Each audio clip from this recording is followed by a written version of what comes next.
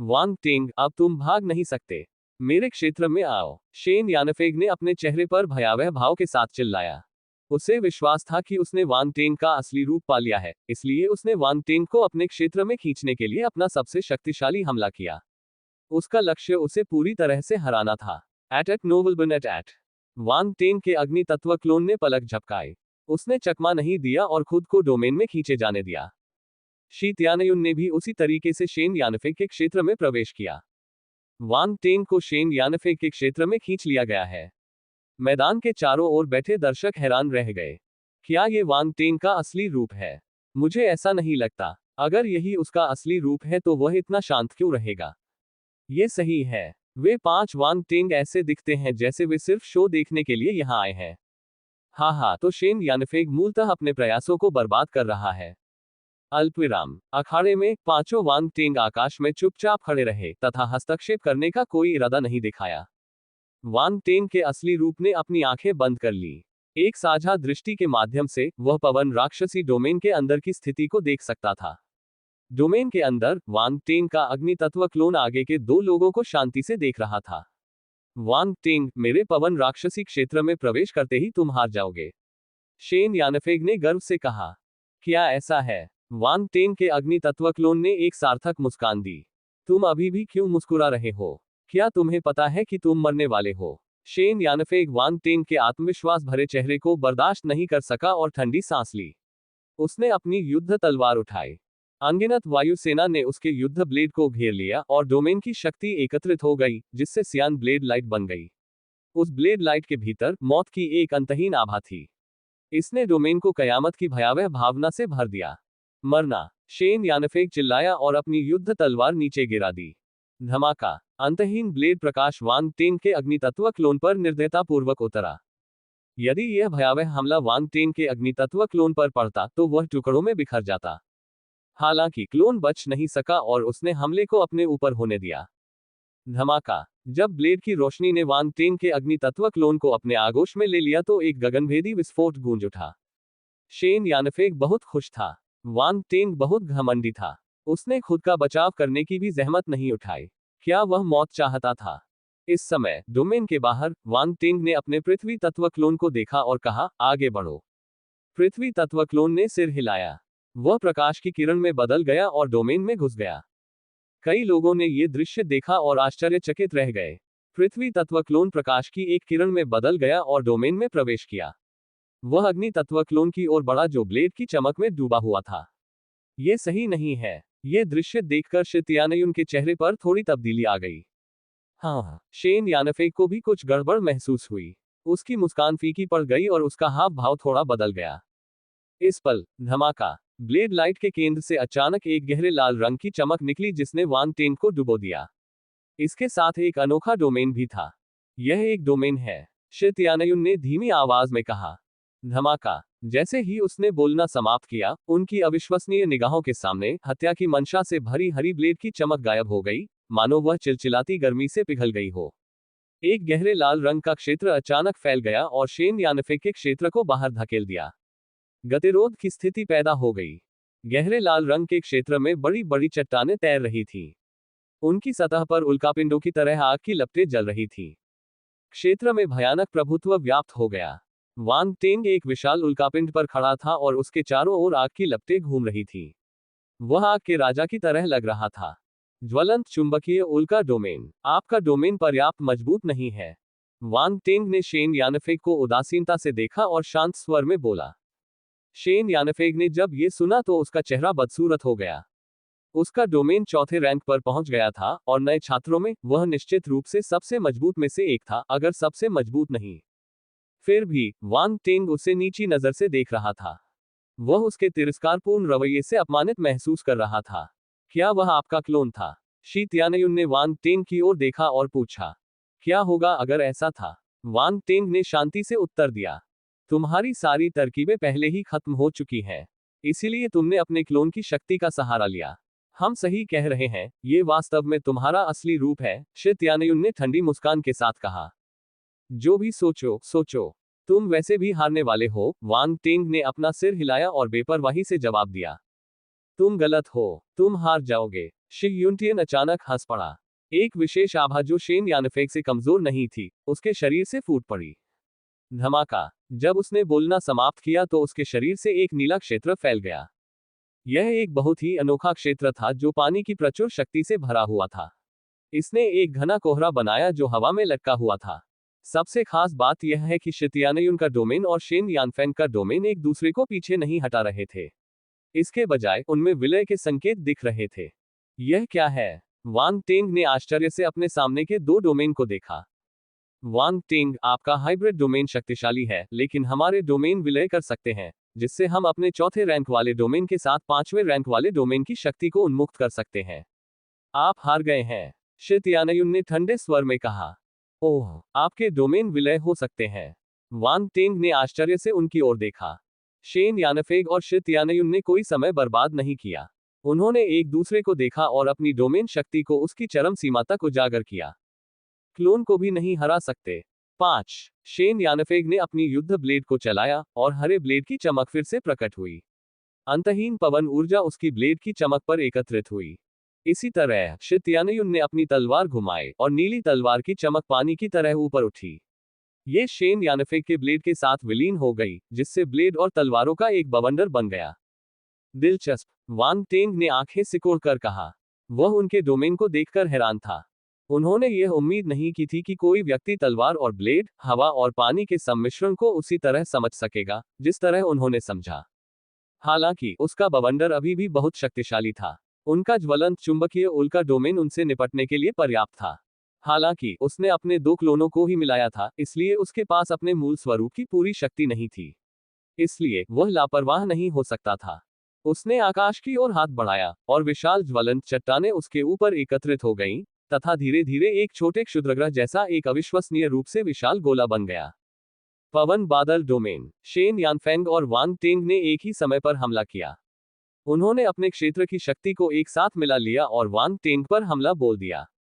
जाना। वांग टेंग ने बिना किसी हिचकिचाहट के आगे की ओर इशारा किया। विशाल गोला पूरी तरह से संघनित हो गया और एक छोटे क्षुद्रग्रह की तरह ब्लेड और तलवार बवंडर की ओर उतरा। धमाका। एक भयानक विस्फोट हुआ। ब्लेड और तलवार का बवंडर विशाल पत्थर के गोले को पूरी तरह से चकनाचूर करने के प्रयास में बेतहाशा घूम रहा था। विशाल चट्टान ने जबरदस्त धमाका किया जब वह ब्लेड और तलवार के बवंडर से टकराए।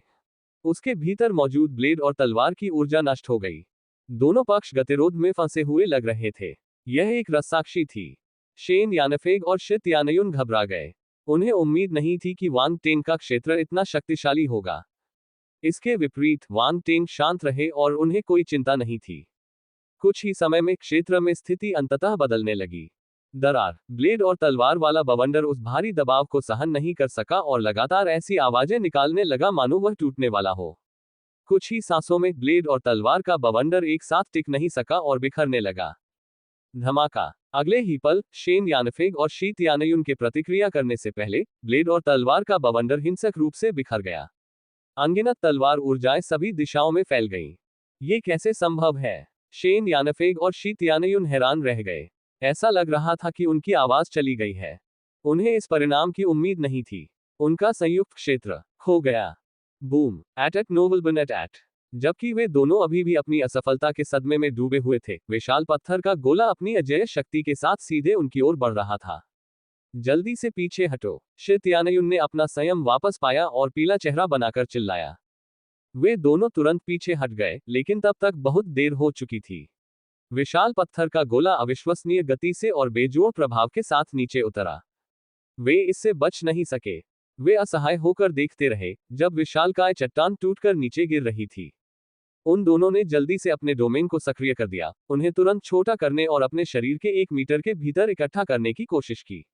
ये बोल्डर के प्रभाव का विरोध करने का उनका आखिरी प्रयास था। हालांकि समय उनके खिलाफ था। विशाल पत्थर का गोला नीचे गिर गया और उनके क्षेत्र में जा गिरा। धमाका। जब विशाल चट्टान उनके शरीर के चारों ओर स्थित शक्ति की परत से टकराई तो जोरदार विस्फोट की आवाज सुनाई दी।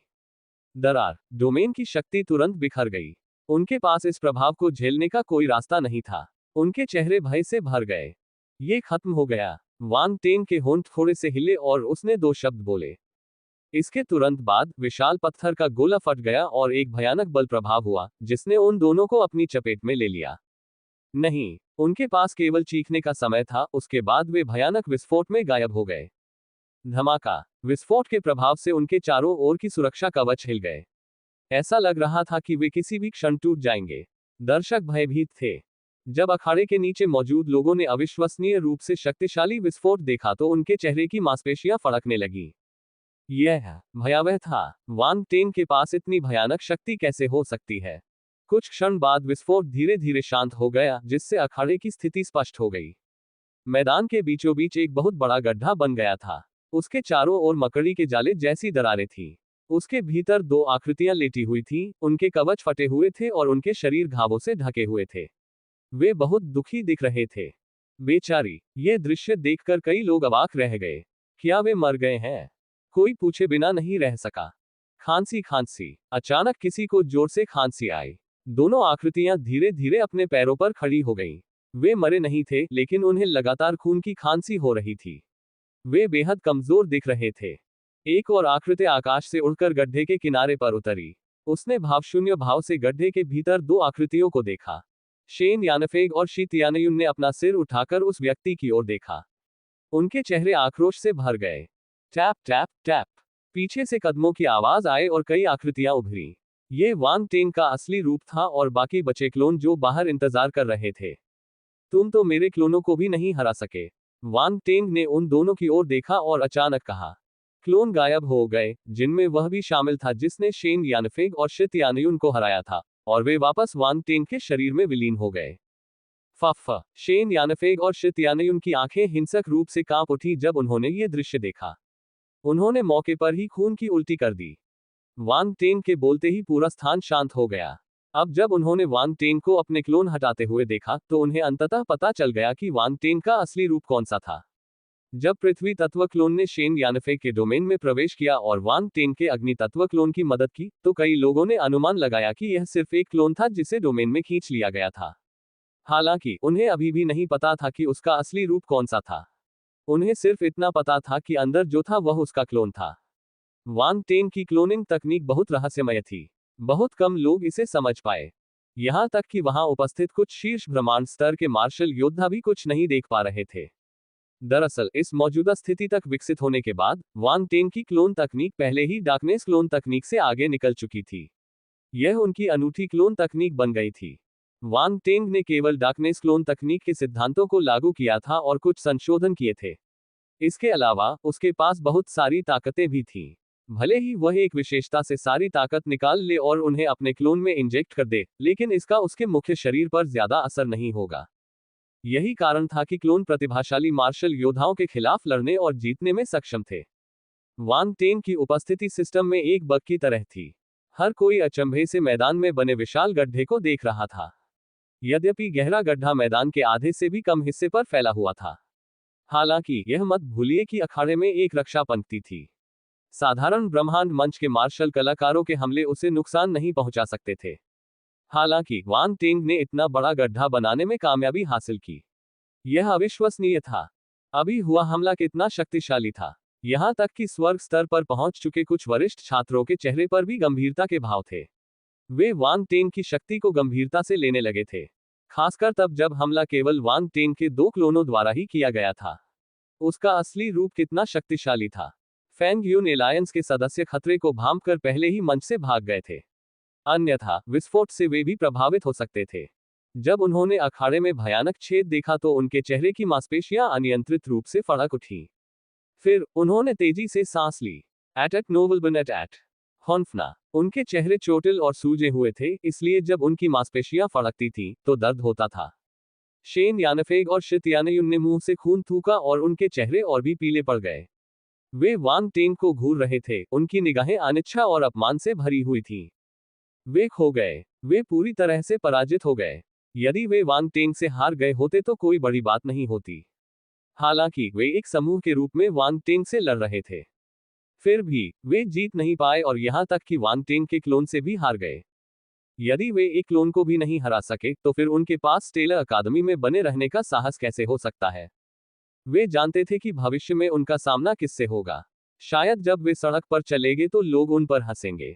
देखो, वे दोनों फैंग यून एलायंस के अध्यक्ष थे जो वांग टेंग के क्लोन से हार गए थे। शर्मिंदा करने वाला। ये सचमुच शर्मनाक था। वे दोनों चाहते थे कि उन्हें कोई ऐसा छेद मिल जाए जिसमें वे छिप सकें और फिर कभी बाहर ना आ सके। जब लोगों ने उन दोनों को देखा तो वे अपना सिर हिलाए बिना नहीं रह सके। यदि उन्हें पता होता कि ऐसा होगा तो वे ऐसा नहीं करते।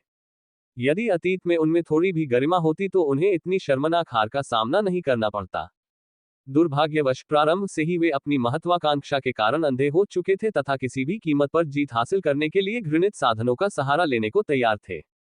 एकमात्र चीज जिसकी उन्हें उम्मीद नहीं थी वह ये थी कि वांग टेंग इतना शक्तिशाली था। ऐसा सिर्फ उनके साथ ही नहीं हुआ था। कई लोगों को लगा था कि वांग टेंग हार जाएंगे। कौन जानता था कि इसका अंत इस तरह होगा। यह एक चमत्कार था। यह एक ऐसा चमत्कार था जिसे सामान्य लोग हासिल नहीं कर सकते थे। लेकिन वे बर्बाद हो गए। बहुत से लोग आहें भरने से खुद को नहीं रोक पाए। उन्हें लगा कि वांग टेंग बहुत बुरा है। वह पहले ही जीत चुका था, लेकिन उसे अभी भी शेन यानफेग और शी तियानयुन को इस तरह उकसाना था। वांग टेंग एक तुच्छ व्यक्ति लग रहा था। भविष्य में उसे भड़काना बेहतर नहीं होगा। यह आदमी, वो देने खुशी में अपना सिर हिलाया।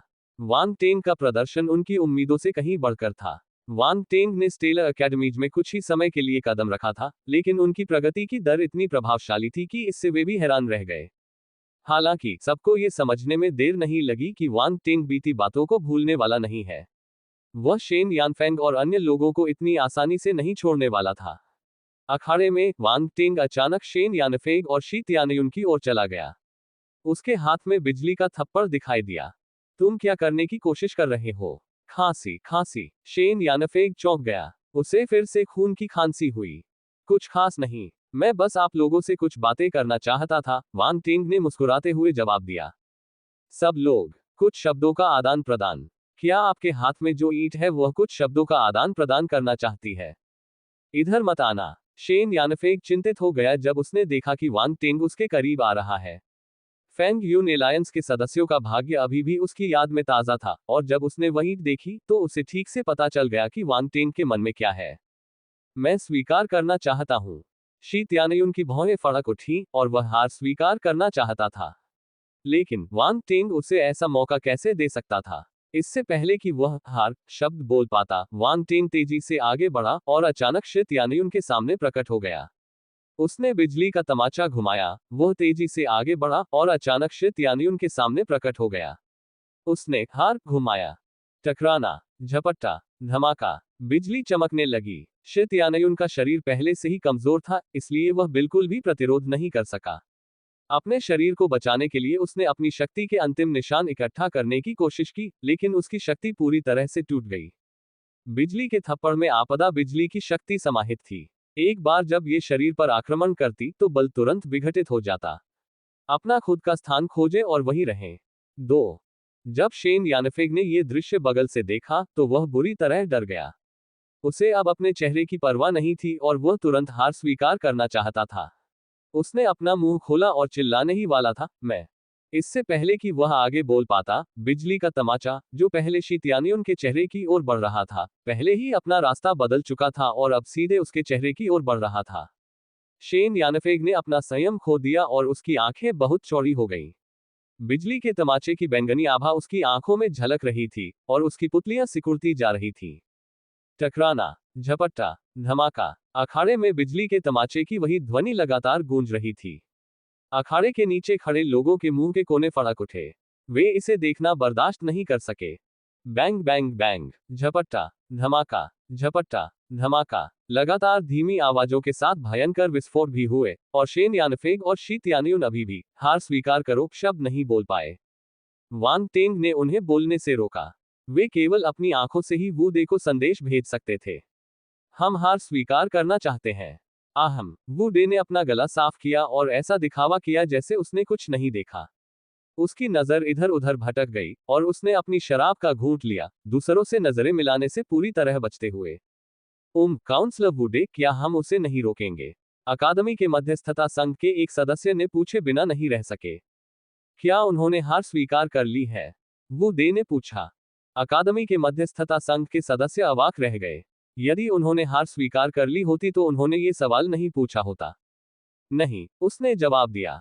ऐसी स्थिति में हमें इस प्रतियोगिता में हस्तक्षेप करने का कोई अधिकार नहीं है। सब कुछ नियमों के अंतर्गत है, वू डे ने धीरे से कहा। आप सही कह रहे हैं। अकादमी के मध्यस्थता संघ के सदस्य ने तुरंत सिर हिलाया और विनम्रतापूर्वक स्वीकार किया। समझा, जब पार्षद ने पहले ही यह कह दिया था, तो वह कैसे नहीं समझ सकता था। अगर वह उसका इरादा नहीं समझेगा तो वह मूर्ख होगा। अखाड़े में शेन यानफेग और शी तियानयुन को निराशा और पछतावा महसूस हुआ। उन्होंने पहले हार क्यों नहीं मानी। इस समय वांग टेंग ने जो कुछ भी कर रहा था उसे रोक दिया और मुस्कुराया। हमारी बातचीत खत्म हो गई है। आओ अब बताओ, तुम्हें हमारे नक्षत्र समाज पर हमला करने के लिए किसने कहा था। मैं। शेन यानफेग को आश्चर्य हो रहा था। वह कुछ कहना चाहता था। टकराना, झपट्टा, धमाका। तुम हार स्वीकार करना चाहते हो। क्या तुम्हारे पास पर्याप्त नहीं था। वांग टेंग ने बिजली का थप्पड़ उठाया और उसे शेन यानफेग के सिर पर दे मारा। शेन यानफेग। शी तियानयुन भी कुछ कहना चाहता था।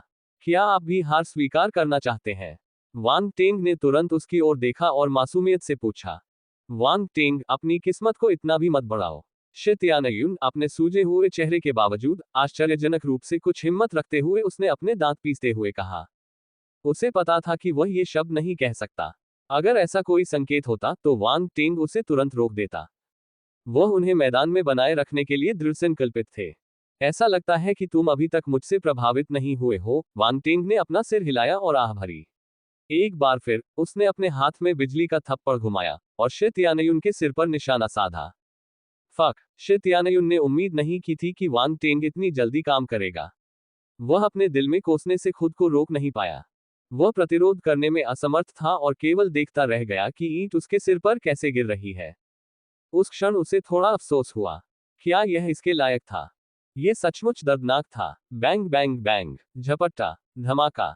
आह, इस कठोर दिखने वाले आदमी के मुंह से आखिरकार एक दयनीय चीख निकली। यह बेहद दयनीय था। इस बार वांग टेंग ने पीछे नहीं हटते हुए पहले से ज्यादा ताकत लगाई। एक क्षण बाद वह धीरे से रुका और ईमानदारी से पूछा, शी तियानयुन, क्या अब तुम मुझसे प्रभावित हो। शी तियानयुन लगभग रो पड़ा। अब मुझमें हिलने की हिम्मत नहीं है। हाँ। तीव्र पीड़ा और आंतरिक अपमान को सहन करते हुए उसके होंठ कांप उठे और उसने सहमति में सिर हिलाया। तुम्हारे बारे में क्या। वांग टेंग ने शेन यानफेग की ओर देखा। उसने शुरू से ही एक शब्द भी कहने की हिम्मत नहीं की थी। मैं भी। शेन यानफेग अपने दिल में गाली देना चाहता था लेकिन उसकी हिम्मत नहीं हुई। वह सिर्फ सहमति में सिर हिला सका। ठीक है, चूंकि आप दोनों ही चले गए हैं तो मुझे बताइए कि आपका समर्थन कौन कर रहा है। वांग टेंग बहुत खुश हुआ और मुस्कुराया। शेन यानफेग और शी तियानयुन फिर से झिझके। एक तरफ यह दानव जैसा वांग टेंग था, लेकिन वे दूसरी तरफ के व्यक्ति को नाराज करने का जोखिम भी नहीं उठा सकते थे। बोलने से अप्रत्याशित परिणाम हो सकते थे। उन्हें आखिरकार समझ में आ गया कि वांग टेंग ने तीसरी शर्त इतनी आसानी से क्यों छोड़ दी। वह यहां उनका इंतजार कर रहा था। हालांकि उन्होंने कभी नहीं सोचा था कि बात यहां तक पहुंच जाएगी, और अब ऐसा लग रहा था कि उनके पास बोलने के अलावा कोई विकल्प नहीं था। क्यों। क्या भावनाएं पर्याप्त नहीं है। वांग टेंग ने लाइटनिंग स्लैब को अपने हाथ में फेंका और धीरे से पूछा। शेन यानफेग और शी तियानयुन के दिल की धड़कनें रुक गईं और उनके हाव भाव एकदम बदल गए। वे पहले से ही उस ईंट से सदमे में थे। रुको, शेन यानफेग ने तुरंत चिल्लाकर कहा। एट नोबल बन एट। बताओ, पर मुझे ये पता न चलने दो कि तुम मुझसे झूठ बोल रहे हो। वरना। वांग टेंग ने उसे एक इशारा भरी नजर से देखा, जिसका मतलब था तुम खुद ही इसका अनुभव करोगे। ओह, सुरक्षा के लिए तुम दोनों मुझे अलग अलग बताओगे। वांग टेंग ने अचानक शेन यानफेंग और शी तियानयुन को अलग कर दिया। उसने अपनी ताकत से उन्हें रोक दिया और उन्हें आवाज भेजने का मौका भी नहीं दिया। अगर तुम दोनों कुछ अलग कहते हो, हे। वांग टेंग ने अपने हाथ में बिजली का थप्पड़ तौला और हंसा। शेन यानफेग और शी तियानयुन के चेहरे पर उदासी छा गई। उन पर हार का भाव हावी हो गया। ऐसा लग रहा था कि भागने का उनका आखिरी रास्ता भी बंद हो गया है, बोलो, चलो तुमसे शुरू करते हैं, वांग टेंग ने शेन यानफेग की ओर इशारा करते हुए कहा। शेन यानफेग की नजरें झपक गईं। आखिर में उसने आह भरी और बोलने ही वाला था। जूनियर वांग टेंग, कभी कभी दया दिखाना सबसे अच्छा होता है। मुझे लगता है कि यह पर्याप्त है। इस समय ऊपर से एक शांत आवाज गूंजी। ये वांग टेंग के कानों में पड़ी। बहुत से लोगों ने ऊपर देखा और देखा कि कई आकृतियां आसमान से उतर रही हैं। नेता एक युवा व्यक्ति था जिसके लंबे हरे बाल थे। अभी अभी जो बोला था वह यही युवक था। उसके चेहरे पर उदासीनता थी, जैसे वह किसी भी चीज को महत्व नहीं देता। लेकिन उसके चेहरे पर अहंकार की एक हल्की सी झलक थी। इस युवक के नेतृत्व में ये आकृतियां जमीन पर नहीं उतरी, बल्कि हवा में ही मंडराती रहीं और नीचे मैदान में वांग तेन की ओर देखती रहीं। शेन यानफे की आंखों में चमक आ गई जब उसने नेता को देखा। उसे लगा कि वह आखिरकार वांग टेंग के चंगुल से बच सकता है और हार स्वीकार करने का यह मौका लेना चाहता था। धमाका। एट नोबल बन एट। झपट्टा। धमाका। वांग टेंग ने ईंट को जोर से उसके चेहरे पर मारा। उसने उसकी तरफ देखा और कहा, क्या मैंने कहा था कि तुम बोल सकते हो? शेन यानफेग, वह इतना तेज क्यों है? वह मुझे कोई मौका नहीं दे रहा है। शी त्यानयुन बोलना चाहता था, लेकिन ये दृश्य देखकर उसने तुरंत अपना विचार त्याग दिया और गहरी सांस ली। भूल जाओ, उसे आज्ञाकारी होना चाहिए। आकाश में मौजूद व्यक्ति ने जब देखा कि वांग टेंग उसके बोलने के बाद भी हरकतें कर रहा है, तो उसकी भौहें तन गईं। वह शांति से वांग टेंग को देखता रहा। मैं आपको किस तरह संबोधित करूं, सीनियर? वांग टेंग ने अपना सिर उठाया और शांति से पूछा। किंग्यान सोसाइटी के अध्यक्ष फैंग किंग्यान व्यक्ति ने शांत स्वर में उत्तर दिया। किंग्यान सोसाइटी। वांग टेंग की आंखें चमक उठी। उसने सोचा कि यह फेउन एलायंस होगा, लेकिन यह एक अपरिचित गुट था। वांग टेंग, किंग्यान सोसाइटी सरल नहीं है। उनकी क्षमता फेउन एलायंस के बराबर है। फैंग किंग्यान भी ब्रह्मांड के शिखर पर है। राउंड बॉल की आवाज वांग टेंग के दिमाग में आई। ओह, ऐसा लगता है कि हमने एक और बड़ी मछली फंसा ली है। वांग टेंग ने अपनी आंखें थोड़ी सिकुड़ी और मन ही मन हंसने लगा। दर्शक आश्चर्यचकित रह गए। उन्होंने आकाश से उतरती हुई आकृति को देखा और स्थिति पर चर्चा करने लगे। ये किंग्यान सोसाइटी का अध्यक्ष है। वह यहाँ क्यों है? क्या वह वांग टेंग के लिए भी आया था? नहीं, ऐसा लग रहा है कि वह ये सब शेन यानफेग और शी त्यानयुन के लिए कर रहा है। वांग टेंग ने कहा कि शेन यानफेग और शी त्यानयुन के पीछे कोई है। क्या वह वही हो सकता है? तस्क तस्क, यह मामला बड़ा होता जा रहा है। अल्पविराम। अखाड़े के किनारे वुडे की आंखों में एक अजीब सी झलक दिखाई दी। उसने फैंग किंग्यान की तरफ देखा और एक अर्थपूर्ण मुस्कान दी। नक्षत्र समाज के सदस्यों ने चिंता से वांग टेंग को देखा। उन्हें समझ में नहीं आया कि किंग्यान समाज के अध्यक्ष फैंग किंग्यान अचानक क्यों प्रकट हुए। बहन यू, कुछ तो गड़बड़ लग रही है। वेड ने भौहें सिकुड़ी और आवाज संचारण का उपयोग करके यू किकियाओ से बात की। चलिए देखते हैं कि वांग टेंग इस मामले को कैसे संभालता है, यू किकियाओ ने जवाब दिया। इतने सारे लोगों के देखते रहने के कारण वह वांग टेंग को धमकाने का सहारा नहीं लेगा। तुम सही कह रहे हो। वह किंग्यान सोसाइटी का अध्यक्ष है। वह ऐसी बेशर्मी वाली बात नहीं करेगा। वेड ने सिर हिलाया। वरिष्ठ भाई फैंग किंग्यान। वांग टेंग ने अचानक एहसास होने का नाटक किया। उसने आगे कहा, मैंने अभी जो आपने कहा वह नहीं सुना। क्या आप इसे दोहरा सकते हैं? फैंग किंग्यान को अपनी आंखों के कोनों में झंझनाहट महसूस हुई। उसे यकीन नहीं हुआ कि वांग टेंग ने अभी जो कहा वह नहीं सुना। यह बच्चा जानबूझकर ऐसा कर रहा था। यू किकियाओ, वेड और अन्य लोगों के चेहरे पर अजीब भाव थे। उन्हें लगा कि वांग टेंग कोई जाल बिछा रहा है। वरिष्ठ, अगर कुछ नहीं हुआ तो मैं उनसे पूछताछ जारी रखूंगा, वांग टेंग ने कहा जब उसने देखा कि फैंग किंग्यान कोई जवाब नहीं दे रहा है। चूंकि आपने उन्हें पहले ही हरा दिया है, इसलिए उन्हें जाने दें। उन्हें इस तरह से अपमानित करना हमारी शानदार अकादमी की शैली के अनुरूप नहीं है, फैंग किंग्यान ने कहा। वरिष्ठ, क्या आप मेरे और फैंग यून एलायंस के बीच के मामले में हस्तक्षेप करने की कोशिश कर रहे हैं? वांग टेंग ने सीधे उसकी ओर देखा और शांति से पूछा। फैंग किंग्यान ने एक बार फिर अपनी भौहें सिकुड़ी। उसने अपने सामने खड़े युवक की तीक्ष्णता को महसूस कर लिया था। कुछ ही शब्दों में वांग टेंग ने अपने तीखे नुकीले दांत दिखा दिए थे। वांग टेंग, कृतघ्न मत बनो। हमारे बॉस ये सब तुम्हारे लिए कर रहे हैं। तुम्हें इसकी सराहना करनी चाहिए, किंग्यान सोसाइटी के एक सदस्य ने सख्त लहजे में कहा। मेरे लिए। वांग टेंग को यह बात बहुत मनोरंजक लगी और वह खुद को हंसने से नहीं रोक सका। तुम क्यों हंस रहे हो? किंग्यान सोसाइटी के सदस्य ने बदसूरत भाव से पूछा। वह एक ब्रह्मांड स्तरीय मार्शल योद्धा था और किंग्यान सोसाइटी के उच्च अधिकारियों में से एक था। किसी भी नए छात्र ने कभी भी उससे इस तरह बात करने की हिम्मत नहीं की थी।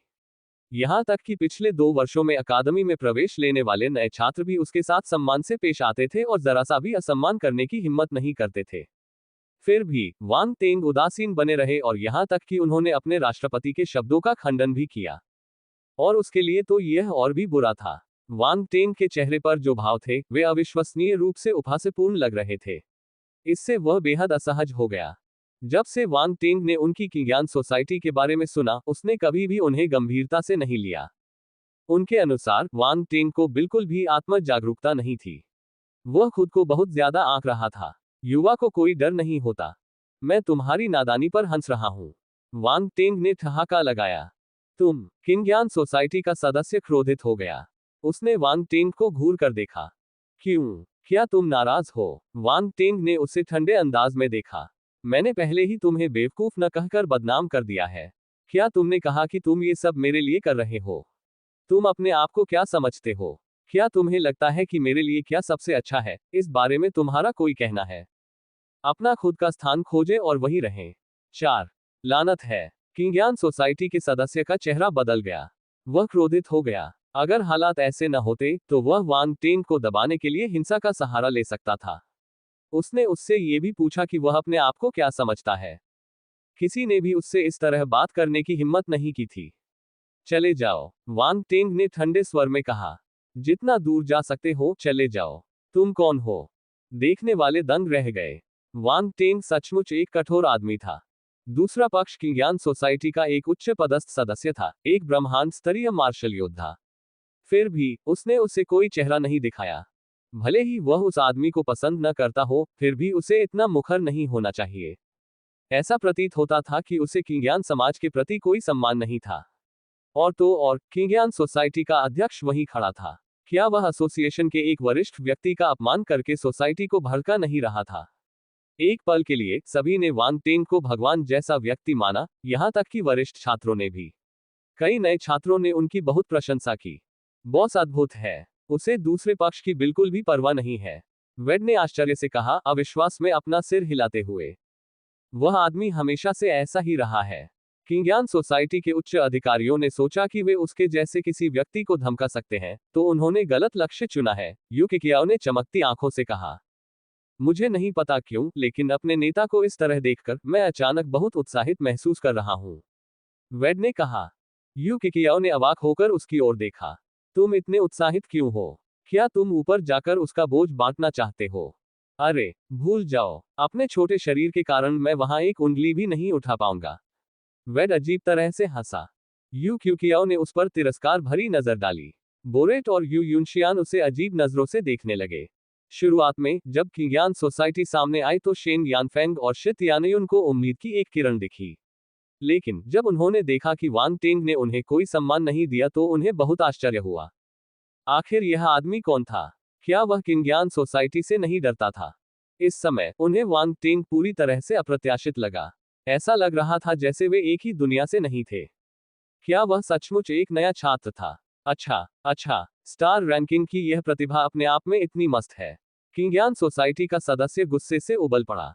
अपने आप में मस्त? वांग टेंग ने व्यंग्यात्मक लहजे में कहा, मैं केवल एक ही कहावत जानता हूं। अगर कोई मेरा सम्मान करता है तो मैं भी उसका एहसान चुकाऊंगा।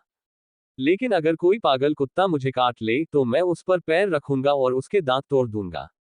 किंग्यान सोसाइटी का सदस्य इतना गुस्से में था कि उसकी छाती जोर जोर से ऊपर नीचे हो रही थी। क्रोध उसकी आंखों से बाहर निकल रहा था। एक ब्रह्मांड स्तरीय मार्शल योद्धा के लिए इस तरह से व्यवहार करना, यह बिल्कुल स्पष्ट था कि वांग टेंग ने उसे क्रोध के कगार पर धकेल दिया था। वांग टेंग, बेहतर होगा कि आप अपनी बातचीत में इतना टकरावपूर्ण न बने।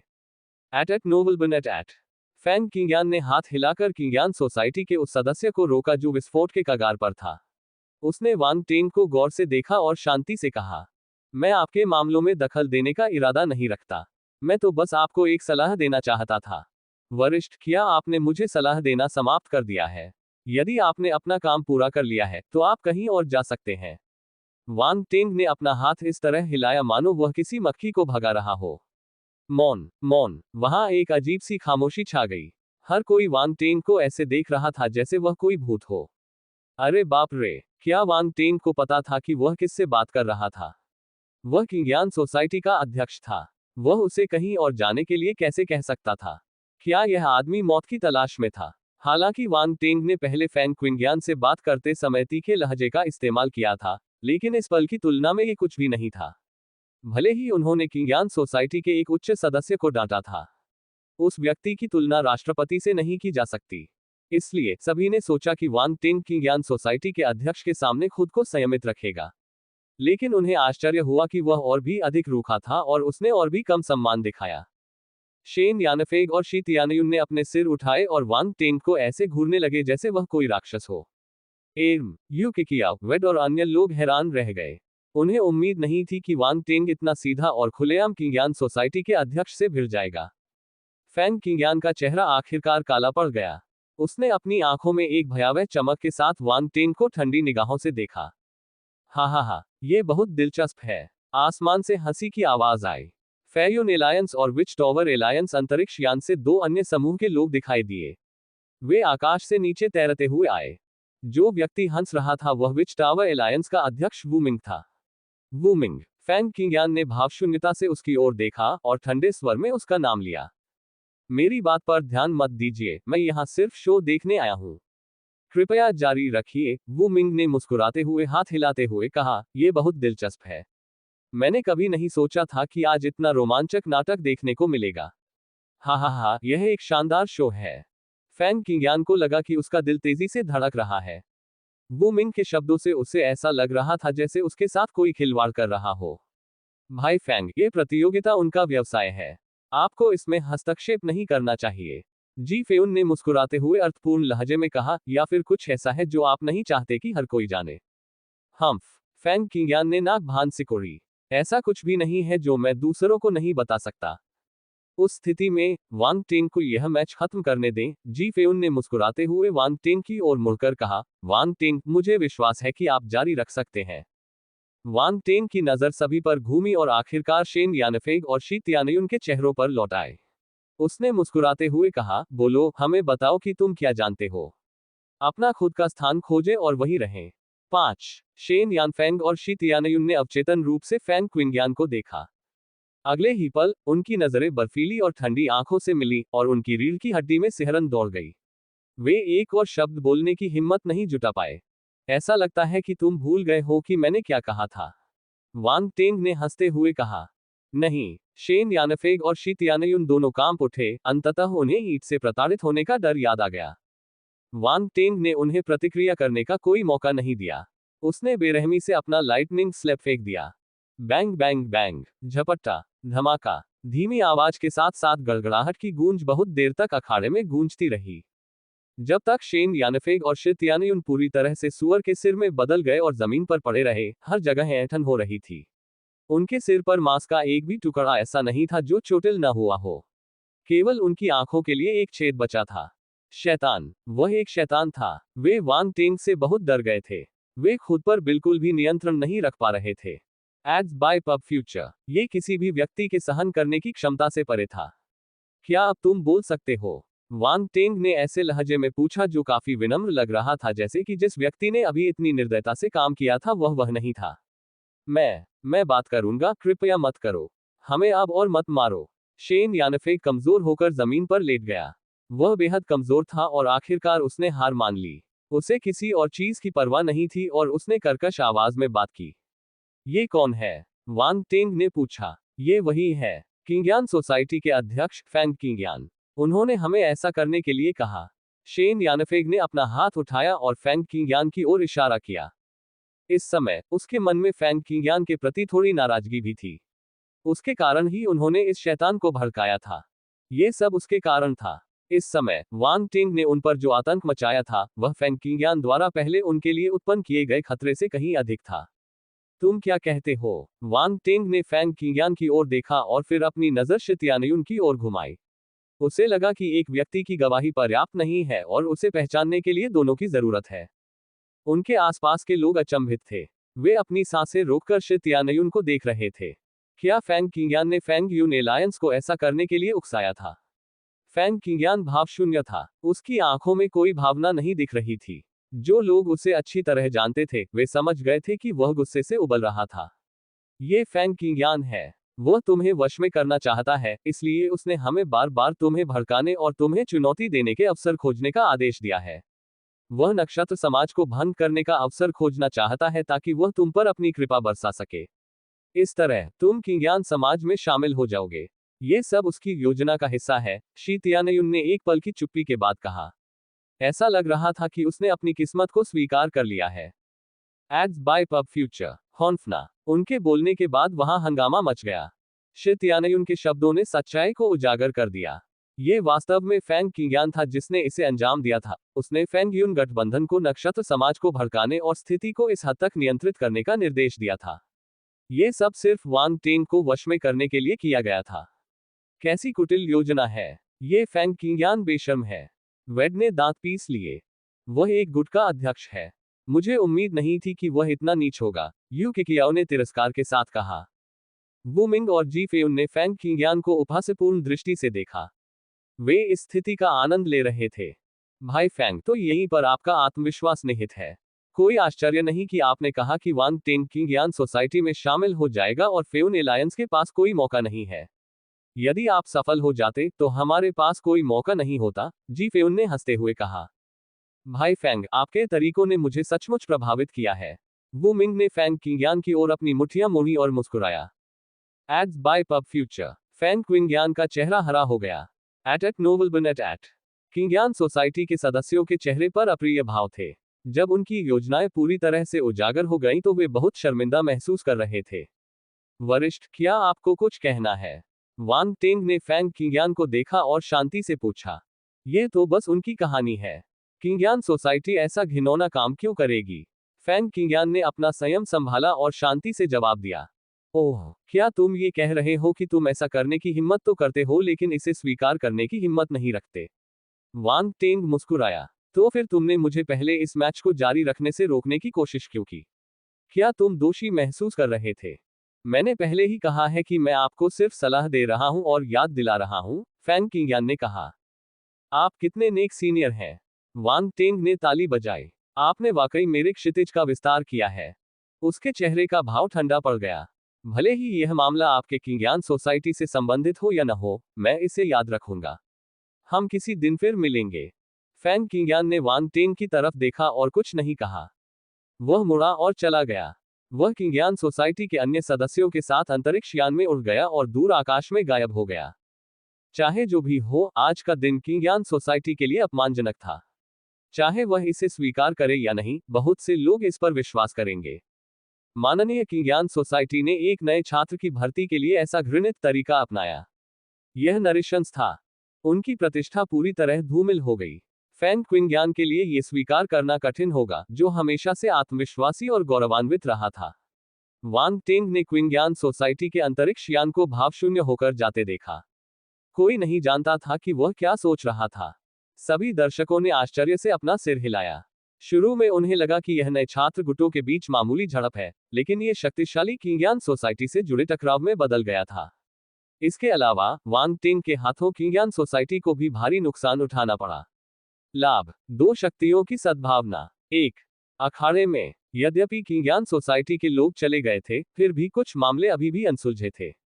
वांग टेंग ने शेन यानफेंग और शी तियानयुन को देखा। अपना वादा याद रखो, नहीं तो। उसने अपने हाथ में बिजली का थप्पड़ दिखाया और मुस्कुराया। शेन यानफेग और शी तियानयुन कांप उठे। वे केवल कड़वाहट से सिर हिला सकते थे। इस स्तर पर वे इस शैतान का विरोध कैसे कर सकते थे? उन्हें पहले तो उसे भड़काने पर पछतावा हुआ। अब किंग्यान सोसाइटी के अध्यक्ष भी चले गए थे। कोई लाभ न मिलने और यह एहसास होने के बाद कि वे वांग टेंग के सामने कुछ भी नहीं थे, वे केवल अपना अपमान स्वीकार कर सकते थे। फेंग यून गठबंधन को भंग करो। 10 साल तक उसके अधीनस्थ रहो।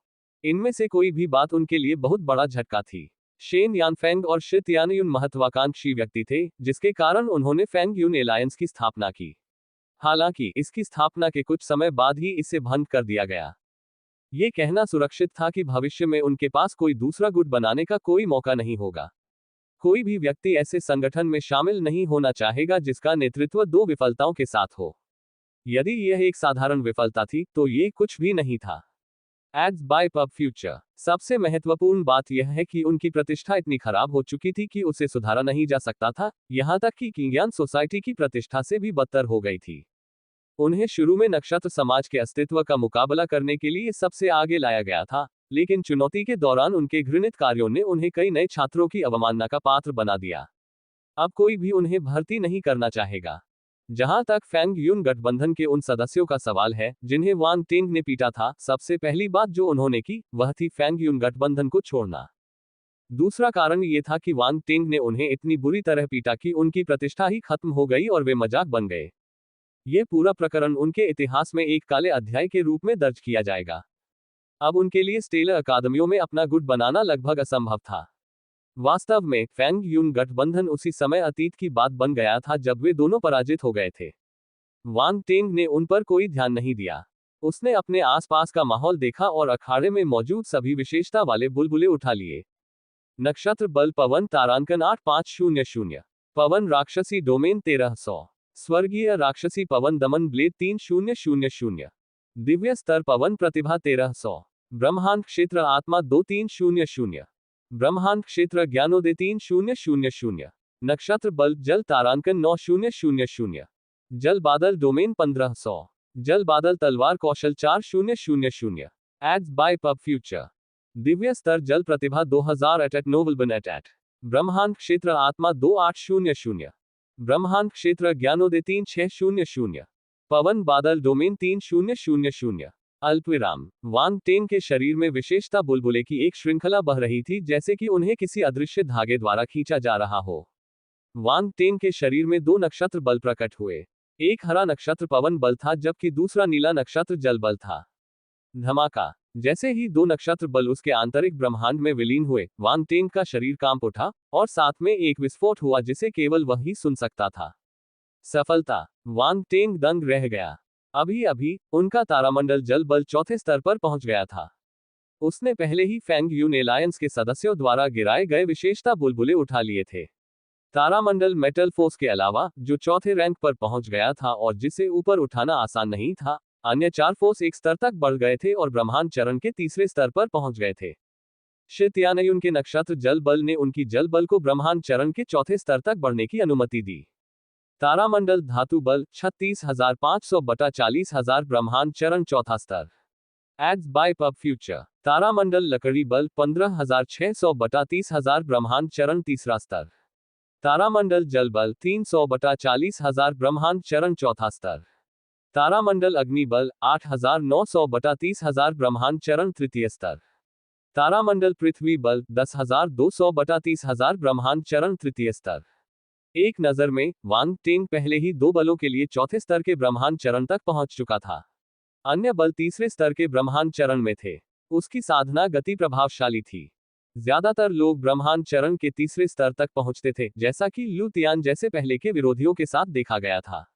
नए छात्रों के लिए शायद यही सीमा थी। इसके अलावा दूसरे पक्ष के पास एक ही तत्व था, जबकि वांग टेंग के पास अनेक तत्व थे। इस प्रकार अकेले बल के संदर्भ में वांग टेंग अधिकांश प्रतिभाशाली मार्शल योद्धाओं से बहुत आगे था। उन्होंने पवन बल नामक नक्षत्र भी प्राप्त किया, जो ब्रह्मांड चरण के चौथे स्तर पर था। हालांकि उन्होंने कोई सफलता हासिल नहीं की थी, लेकिन शेन यानफेंग से प्राप्त बल विशेषताओं ने उनकी क्षमता को महत्वपूर्ण रूप से बढ़ाने में मदद की। नक्षत्र वायु बल 21,300 बटा 40,000 ब्रह्मांड चरण चौथा स्तर। अगला विषय था डोमेन की शक्ति। जैसे ही गुण बुलबुले वांग टेंग के दिमाग में विलीन हुए, तीन नई अंतर्दृष्टि प्रकट हुई। एक था पवन राक्षसी क्षेत्र। ये शेन यानफेंग की डोमेन समझ थी। पवन राक्षसी क्षेत्र अद्वितीय था क्योंकि इसमें वायु तत्व की शक्ति को राक्षसी ऊर्जा के साथ संयोजित किया गया था, जिससे एक ऐसा क्षेत्र बना जिसमें दुर्भावनापूर्ण आभा थी। इस अंतर्दृष्टि को प्राप्त करने के बाद वांग टेंग को एहसास हुआ कि यह पवन राक्षसी क्षेत्र उतना कमजोर नहीं था जितना उसने शुरू में सोचा था। यह एक बहुत शक्तिशाली डोमेन बन गया। द्वेषपूर्ण ऊर्जा एक विशेष प्रकार की ऊर्जा थी। ब्रह्मांड में कुछ खतरनाक स्थानों में कई अनोखी ऊर्जाएं होती हैं, जिनमें मजबूत मारक क्षमता और यहां तक कि विशेष अतिरिक्त प्रभाव भी होते हैं। इस प्रकार ये द्वेषपूर्ण ऊर्जा सरल नहीं थी। इन खतरनाक स्थानों से प्राप्त द्वेषपूर्ण ऊर्जा के माध्यम से ही शेन यानफेंग पवन राक्षसी क्षेत्र को समझने में सक्षम हुआ था। ईमानदारी से कहें तो यदि वह वांग टेंग से नहीं मिलता तो उसका पवन राक्षसी डोमेन अकेले ही उसे नए छात्रों के बीच एक प्रमुख स्थान दिलाने के लिए पर्याप्त होता। डोमेन के सम्मिलन का तो जिक्र ही नहीं। कुछ विचार विमर्श के बाद वांग टेंग ने अपने पवन क्षेत्र को पवन राक्षसी क्षेत्र में बदलने का निर्णय लिया। लाभ। दो शक्तियों की सद्भावना। 2. उनके पास कुछ प्रेरणाएं भी थीं। अगर वे ब्लडल्स डोमेन से मिली अपनी अंतर्दृष्टि को इस डोमेन में शामिल करते तो क्या इससे अप्रत्याशित परिवर्तन होता। हालांकि वांग टेंग को वापस जाकर इसका ठीक से अध्ययन करना होगा। यह ऐसा काम नहीं था जिसे अभी एक बार में पूरा किया जा सके। सौभाग्य से वांग टेंग का पवन क्षेत्र पहले से ही चौथे स्थान पर था। इसमें दुष्ट ऊर्जा की शक्ति जोड़ने के बाद ये पवन राक्षसी क्षेत्र में बदल गया और चौथे स्थान पर ही रहा। यहां तक कि इसमें थोड़ा सुधार भी हुआ। पवन राक्षसी डोमेन 3290/4000 चौथा रैंक। उसके गुणों में आए बदलावों के आधार पर इसमें 110 अंकों की वृद्धि हुई थी। इस वृद्धि का गुणों के 1300 अंकों से कोई लेना देना नहीं था और ऐसा लग रहा था कि यह आत्मज्ञान से संबंधित है। वांग टेंग ने इसके बारे में सोचना बंद कर दिया और दूसरे डोमेन को देखा जो उसे प्राप्त हुआ था, जल बादल डोमेन। ये भी एक विशेष डोमेन था। इस ज्ञान प्राप्ति के बाद वांग टेंग की आंखों में एक अजीब चमक दिखाई दी। उन्हें यह स्वीकार करना पड़ा कि शेन यानफेग और शी तियानयुन असाधारण प्रतिभा वाले व्यक्ति थे। एक ने पवन राक्षसी क्षेत्र पर कब्जा कर लिया, जबकि दूसरे ने जल बादल क्षेत्र पर महारत हासिल कर ली। जल बादल डोमेन पानी को धुंध में बदलने में सक्षम था। यह एक विशेष डोमेन परिवर्तन ज्ञानोदय था। वांग टेंग का जल क्षेत्र पहले ही नेदरवर्ल्ड क्षेत्र में विलय हो चुका था। अब वह जल बादल क्षेत्र से मिली जानकारी को नेदरवर्ल्ड क्षेत्र में शामिल करके उसे अपना बनाना चाहता था। Ads by pub future. Patal Lok domain 3320/4000 चौथा रैंक। इस ज्ञानोदय के साथ ही वांग टेंग का पाताल लोक डोमेन भी थोड़ा बढ़ गया। उसके डोमेन में आए बदलावों को देखते हुए पहले से 130 अंक ज्यादा हो गए थे।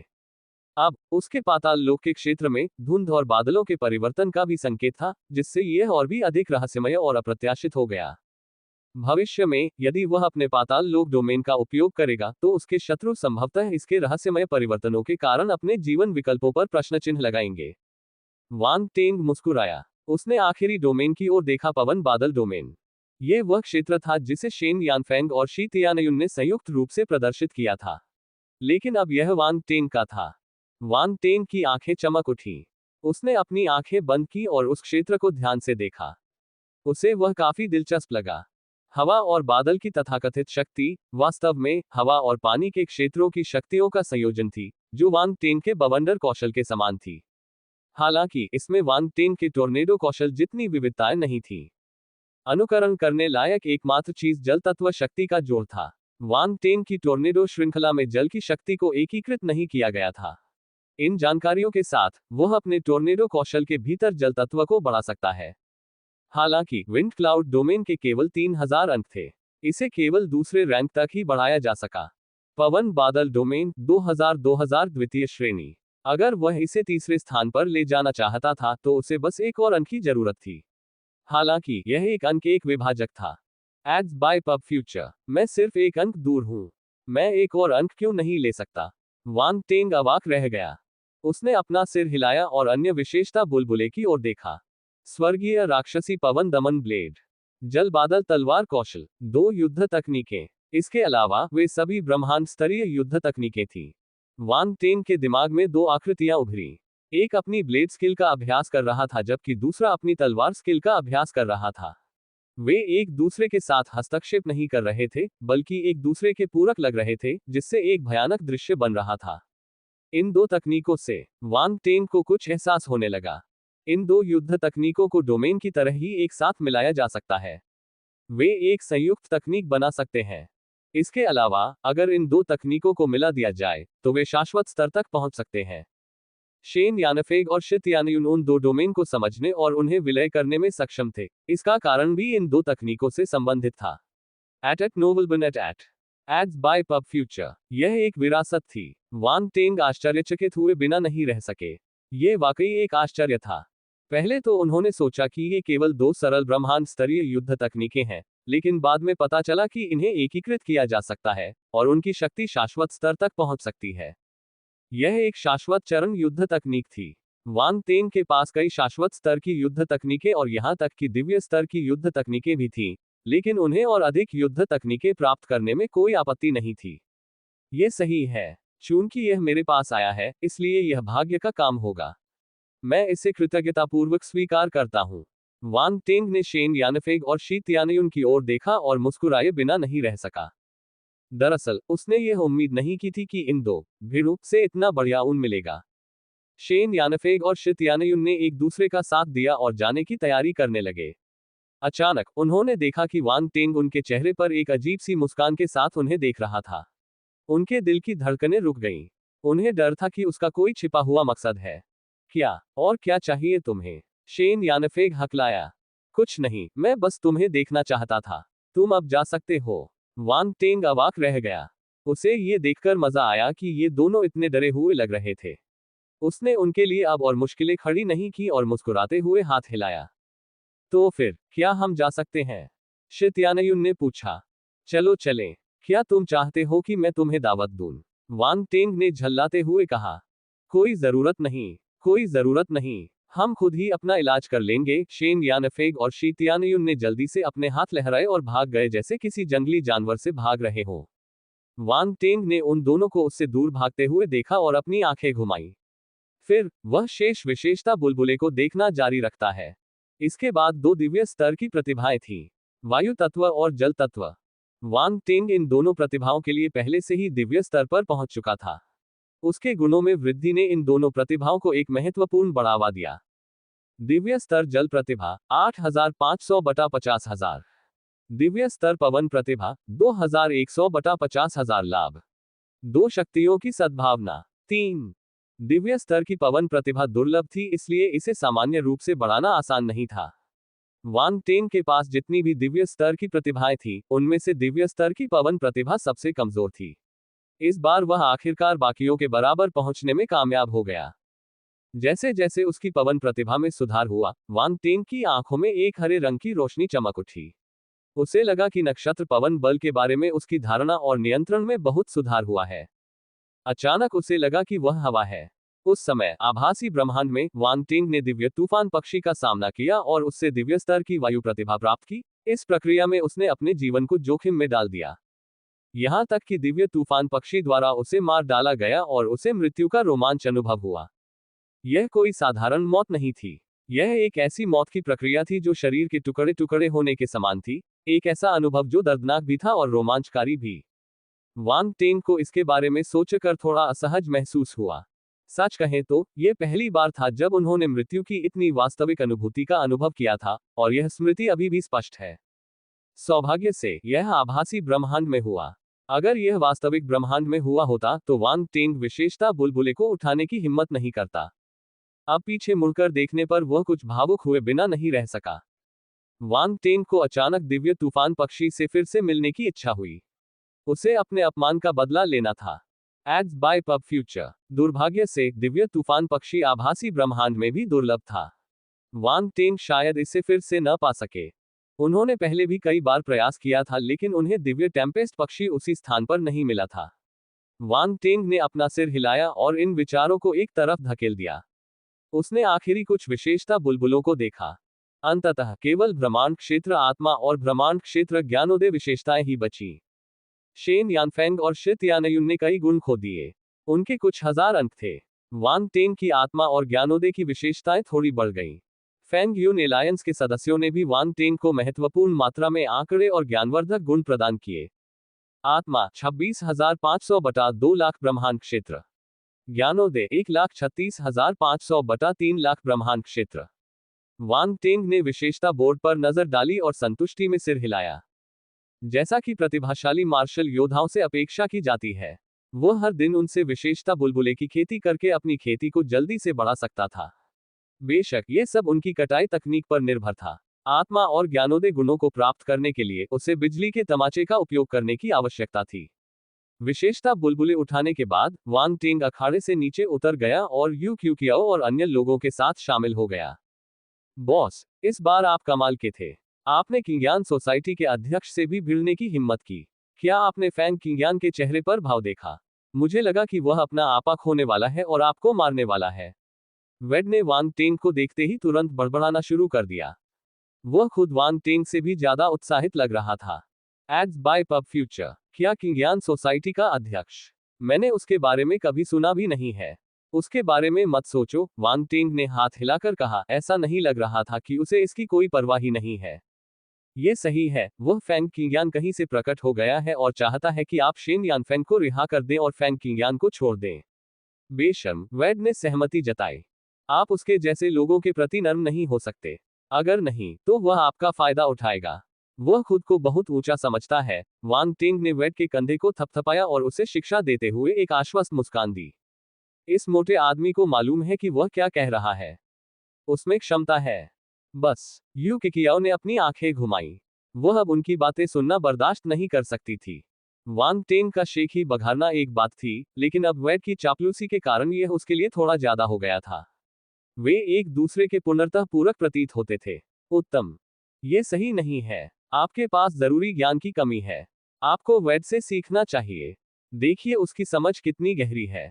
वांग टेंग ने यू किकियाओ की ओर रुख किया। उसका चेहरा निराशा से भरा हुआ था और उसने अपना सिर हिलाया।